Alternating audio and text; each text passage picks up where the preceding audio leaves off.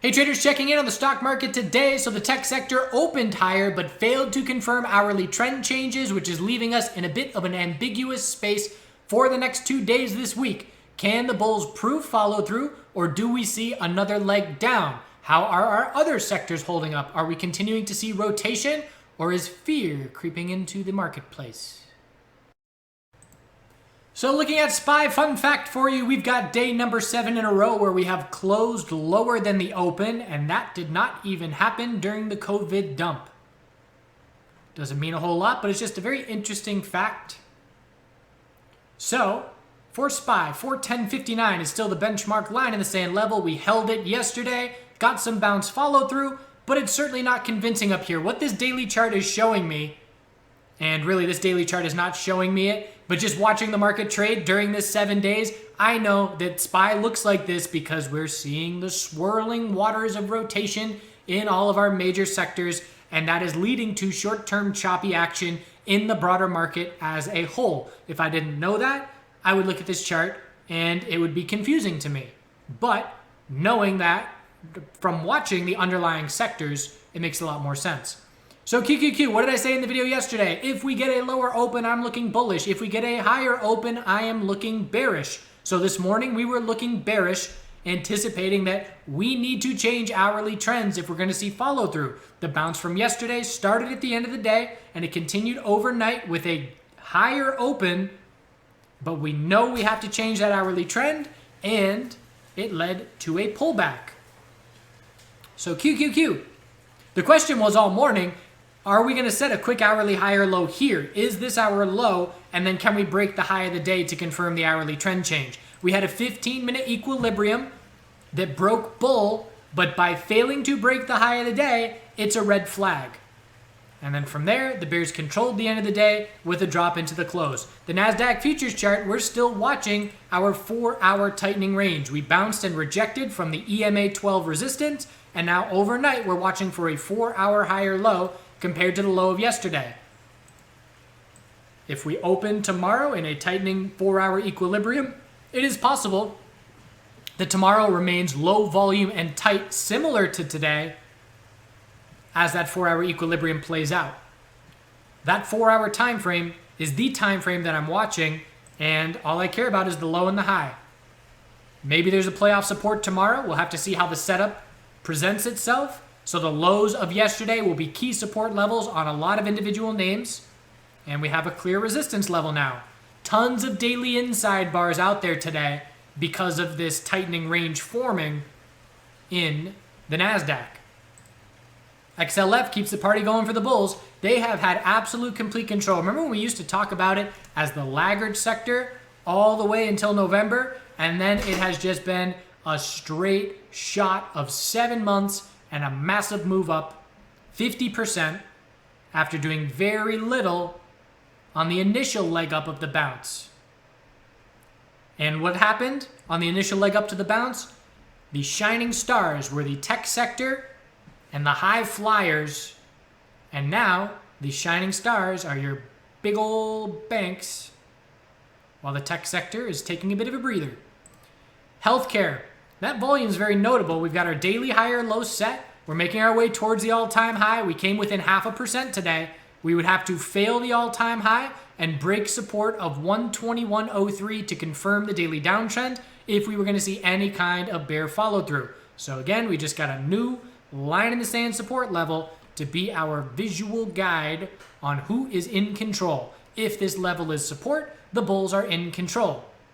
Biotech sector weakness continues. We had some news about potential patents with vaccine stuff that led to a high volume drop into the end of the day. Again, the bulls have not proven anything on this daily time frame, and I will stop out, pretty much break even. If we break 125.90, I'll give a little bit of wiggle room, and that'll be that. Definitely left money on the table, but practicing my swing game and letting trades play out.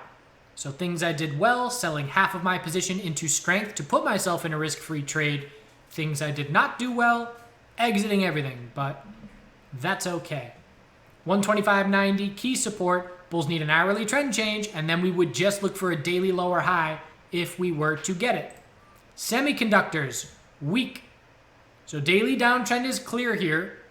On this current bounce, we're just looking for a daily lower high, anything under 254.41. Bigger picture, we are scouting a weekly higher low. Let's see how extended this monthly chart is. Double top at the all-time high definitely stands out. So we'll see how long the bears can keep control of this downtrend. And there's another sector with 7 days in a row closing lower than the open. Did it do it? It did do it back here, October. Did we change the hourly trend? Nope. Low of yesterday. Take off extended hours. Topped out today, and now we're looking for an hourly higher low, anything above the low of yesterday to set up a trend change attempt. Tan, bear break yesterday, follow through today. There's another sector. Lower close versus the open, 7 days in a row. Look at the last 4 days. That's as much bear control as you can see. See the lack of lower wicks? That shows you momentum and follow through. The bell rings and the bears are in control. The high of the day is the open, and we close right near the low of the day. Next time we bounce, we will just be looking for a daily lower high. Hourly downtrend is our guide. Lower high every day for the last 6 days in a row. USMJ. So holding on fairly well. We double topped at the high of yesterday, but this is a daily bull flag. And considering what the rest of the market is doing, the bulls are very pleased to have a daily bull flag shaping up. We've got earnings approaching next week. We've got 44.68 key resistance, a bull cross attempting to take place on the 12 and 26 EMAs. And if the bulls hold 41.29, they keep control of this bounce. And we're looking up at 44.14 resistance to try and see continuation. The VIX broke the low of yesterday, but no follow through. 1960 is a key level. Bulls are trying to regain the hourly trend in their favor here. Daily chart getting fairly choppy. It could be a weekly bear flag. And then the bounce here. Again, we look at our retracements. How significant was this bounce? It looks like it's a bit more than the 0.382. No, right off it. So I would say it is still a possible weekly bear flag.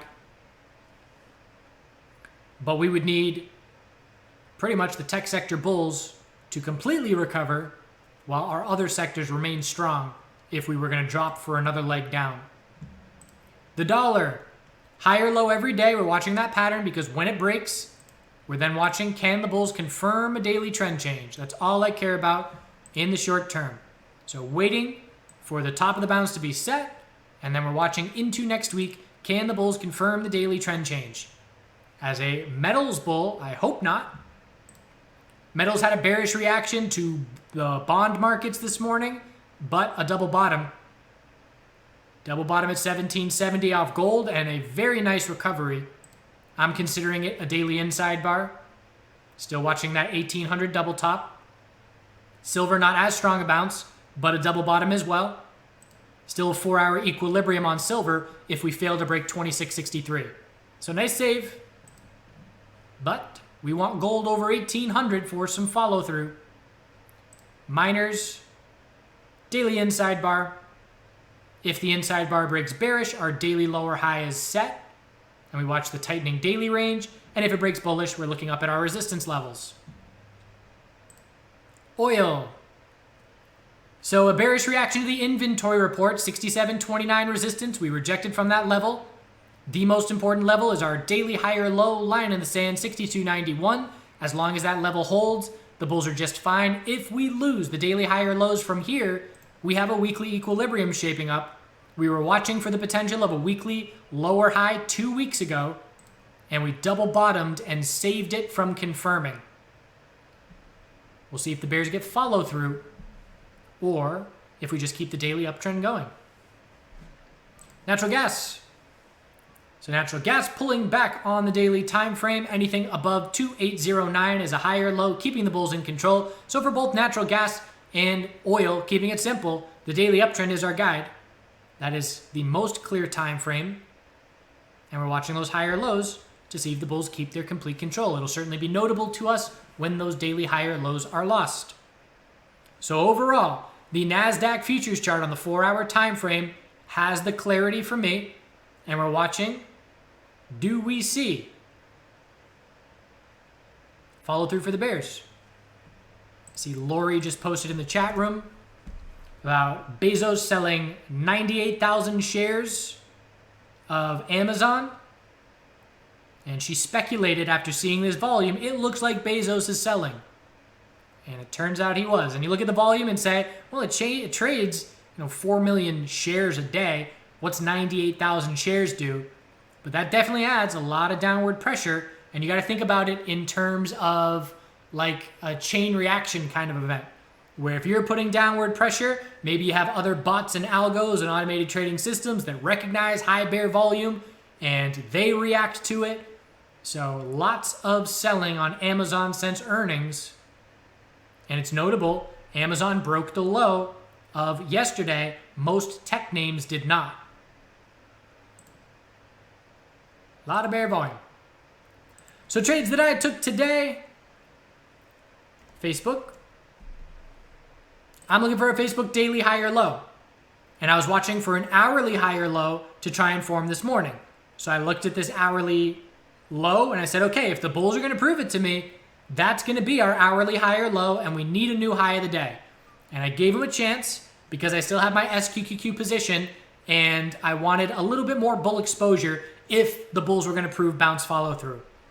So I liked Facebook because it's coming off the all-time high. Its daily EMA 12 is holding, and we're looking for a daily high or low. We're in an uptrend here. But the bulls did not follow through. So I waited for a bit of consolidation. I entered on consolidation at 318.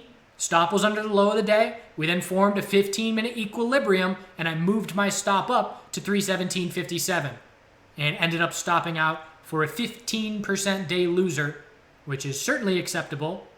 In hindsight, it would have been nice to flip short. Didn't do it.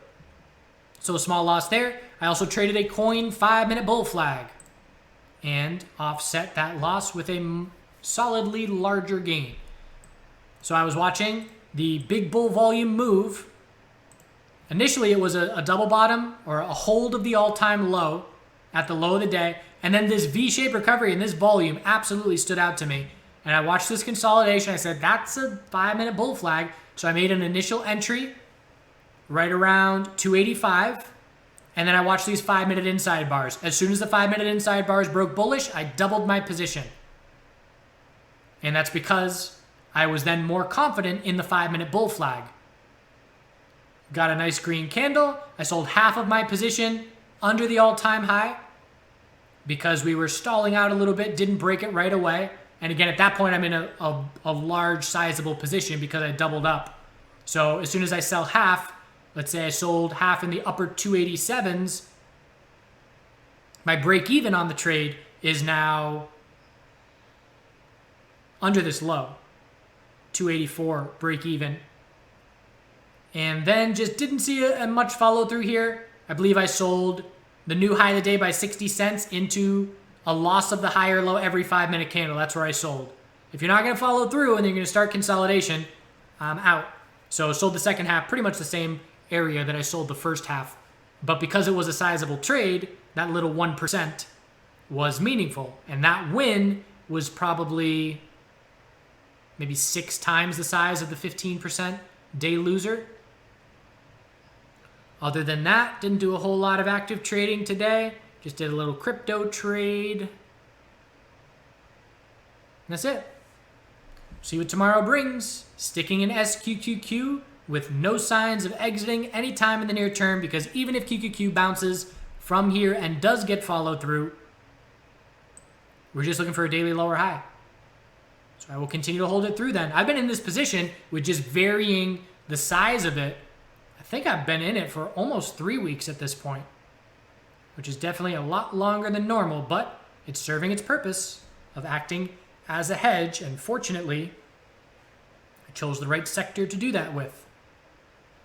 I hope you're well. Do some good things out there. I'm out of new content. Have to wait for weekends to roll around to get my cameraman going. Me being the cameraman. So we'll dip back into the archives.